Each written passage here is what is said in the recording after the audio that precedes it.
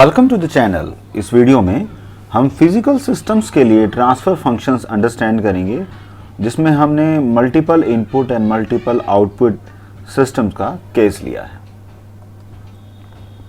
जब भी हम ट्रांसफ़र फंक्शन को डिफाइन करते हैं तो हम कहते हैं कि transfer function is the ratio of output in Laplace domain and input in Laplace domain, keeping initial conditions 0. So that is the definition जो कि हम ट्रांसफर फंक्शन में जनरली एज्यूम करते हैं। So अब हम इस डेफिनेशन को एक्सटेंड करना चाह रहे हैं multiple input and multiple output systems के लिए। जिसको हम कह सकते हैं मल्टी वेरिएबल सिस्टम्स।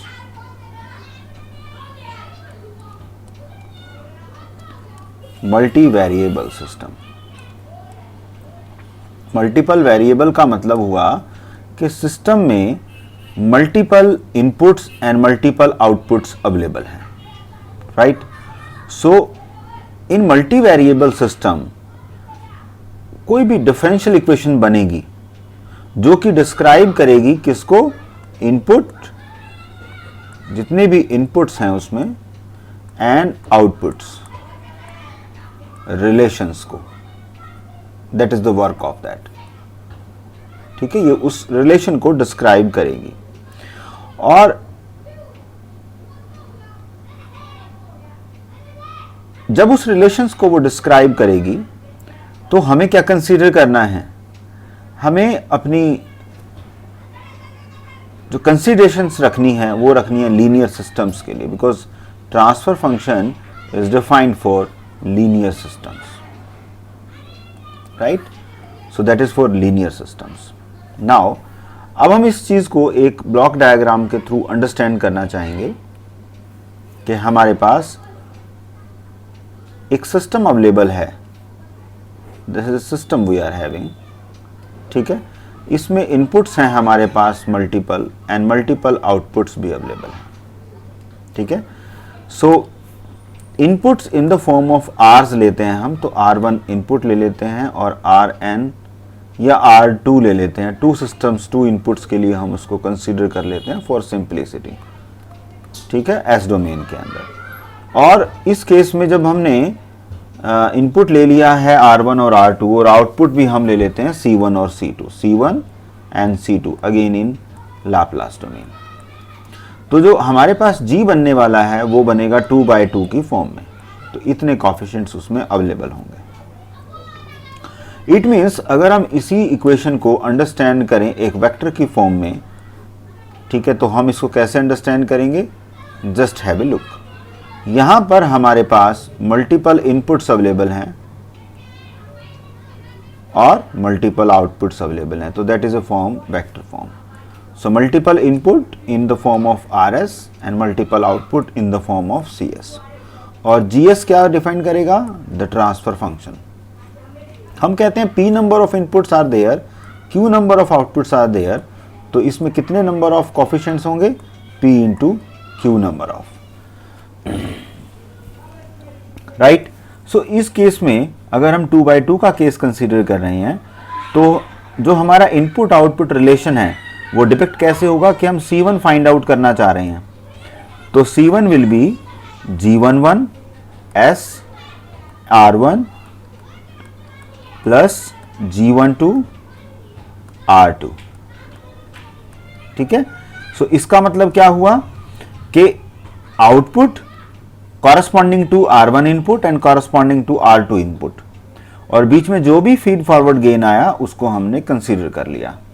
इसी तरह से जब हम C2 कैलकुलेट करेंगे कॉरस्पॉन्डिंगली आउटपुट C2, तो G21 and R1S plus G22S R2S, ठीक है। सो इसका मतलब क्या हुआ कि जब हम C2S कैलकुलेट कर रहे हैं तो उसमें R1 का क्या कंट्रीब्यूशन है और बिकॉज ऑफ R2 C2 कैसे आउटपुट प्रोड्यूस कर रहा है। तो G11 जो हमारे पास यहां पर अवेलेबल है is the transfer function between the output 1 and the input when the input 2 is 0, यानी कि फर्स्ट इनपुट और फर्स्ट आउटपुट के बीच में रिलेशन है ये, और इनपुट 2 उस समय 0 है। इसी तरह से हम G12 की बात करते हैं जब, तो हम ये कहेंगे कि it is the relation between one output and the second input, और उस केस में इनपुट 1 क्या है, 0। सो इस तरह से हम इसको अंडरस्टैंड करेंगे। अगर हम इसको जनरलाइज करना चाहते हैं, जनरलाइज का मतलब होता है कि हम इसको हर किसी केस में अप्लाई कर पाएं। सो किसी भी लीनियर सिस्टम में हम मानते हैं इनपुट, हम इस एग्जाम्पल से इसको पिक कर रहे हैं, दिस वन इनपुट हम मानते हैं किसी भी सिस्टम में p नंबर ऑफ इनपुट्स हैं, that is p number of inputs are there, right? And we can also assume that there are q number of outputs are there, ठीक है। so p number of inputs and q number of outputs are there, जैसे हमने यहां पर define किया है। now transfer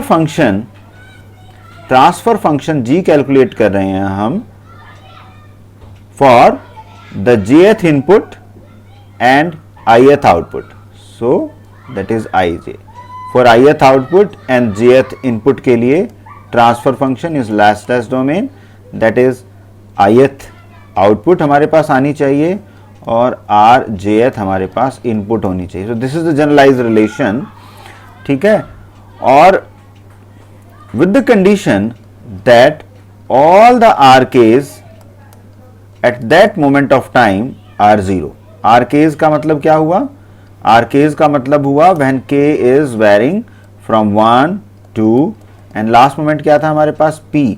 लेकिन एक केस रह गया जहां पर हमने इसको एज्यूम किया था कि हम इसको इनपुट j के लिए मान रहे हैं, तो k is not equal to 0, वो हमने केस एज्यूम किया है, तो हम k is not equal to 0 लिखते हैं यहां पर। so we can define that ij Gij is defined as only the input, जो हमारे पास ith इनपुट है उसका इफेक्ट हमारे आउटपुट पे क्या पड़ रहा है, कीपिंग अदर जो हमारे पास इनपुट्स हैं वो सब हमने 0 माने हुए हैं। सो आई थिंक आपको ये समझ में आया होगा। इसी तरह से अगर हमने एक किसी ith आउटपुट को कैलकुलेट करना है, तो उस ith आउटपुट को कैलकुलेट करने के लिए हमारे पास क्या होगा, नंबर ऑफ इनपुट्स अवेलेबल हैं, सभी का इफेक्ट पड़ने वाला है उस पे। तो हम कहेंगे R1 पे, R1 के कारण क्या आउटपुट आया, प्लस R2 के कारण क्यों इफेक्ट, क्या इफेक्ट आया, प्लस सो ऑन। फिर हम कहेंगे लास्ट में RP के कारण क्या इफेक्ट आया आउटपुट में। तो कॉरस्पॉन्डिंग कोफिशिएंट लेंगे Gi1 Gi2 in Laplace domain, that is also in Laplace domain, last one is Gip in Laplace domain। it means क्या हुआ, फर्स्ट के कारण आउटपुट ये आने वाला है, ठीक है, और R2 के कारण आपका आउटपुट ये आएगा, और RP के कारण आउटपुट आपका ये आएगा। तो इन सारे रिस्पॉन्स को ऐड करने के बाद, बिकॉज हम ऐड क्यों कर पा रहे हैं, बिकॉज हमने ये माना कि सिस्टम लीनियर है, तो प्रिंसिपल ऑफ सुपरपोजिशन को फॉलो करेगा, तो उसके जितने भी रिस्पॉन्स आएंगे हम सबको ऐड करके क्यूमुलेटिव रिस्पॉन्स बना सकते हैं। अगर हम यहां पर बात करें वेक्टर मैट्रिक्स की फॉर्म में, अगर हम इसको रिप्रेजेंट कर पाएं, so that will be nice.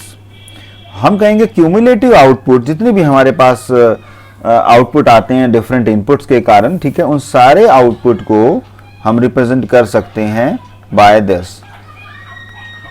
ठीक है। तो इसमें क्या होगा, C एक वेक्टर फॉर्म में होगा, G एक मैट्रिक्स होगी और R एक मैट्रिक्स होगा। फॉर एग्जाम्पल अगर हम इसको थोड़ा सा और एलोबरेट करें, थोड़ा सा और मैं आपका इस वीडियो में टाइम लूंगा, कि अगर हम G CS को रिप्रेजेंट करते हैं तो वेक्टर फॉर्म में कैसे रिप्रेजेंट होगा कि C1 के कॉरस्पॉन्डिंगली क्या आउटपुट आने वाला है, C2 के कॉरस्पॉन्डिंगली जो आउटपुट आएगा, और क्यू नंबर ऑफ आउटपुट हमने कंसीडर किए थे। इसी तरह से डिफरेंट इनपुट्स अवेलेबल हैं हमारे पास। सो डिफरेंट इनपुट्स क्या हैं, R1 इनपुट है, उससे आपके आउटपुट में क्या इफेक्ट आने वाला है, R2 से क्या इफेक्ट आने वाला है, एंड सो ऑन कि RP के कारण आउटपुट में क्या इफेक्ट आएगा। इसी तरह से जब हम आपके ट्रांसफर फंक्शन मैट्रिक्स की बात करेंगे, जो कि एक बहुत बड़ी मैट्रिक्स बनने वाली है, उसका साइज क्या होगा, उसका साइज होगा Q into P, because Q number of output and P number of input. We can start now. This is G11S and this is G12S and up to G1PS, and so on we can carry it on. We can go for the last one, GQ1S, GQ2S, and the last one you know, that is GQP in S domain. So that is GS, और इसको हमने vector form में represent कैसे किया है, इस form में। So ऐसे हम इसको, अगर हमारे पास मल्टीपल इनपुट मल्टीपल आउटपुट का केस है तो हम इसको ऐसे रिप्रेजेंट करेंगे। सो आपको ये जो मीमो सिस्टम का ट्रांसफर फंक्शन है बहुत कम बुक्स में मिलेगा। So please understand it. और आपको वीडियो पसंद आया हो तो आप हमें लाइक और शेयर जरूर करिएगा।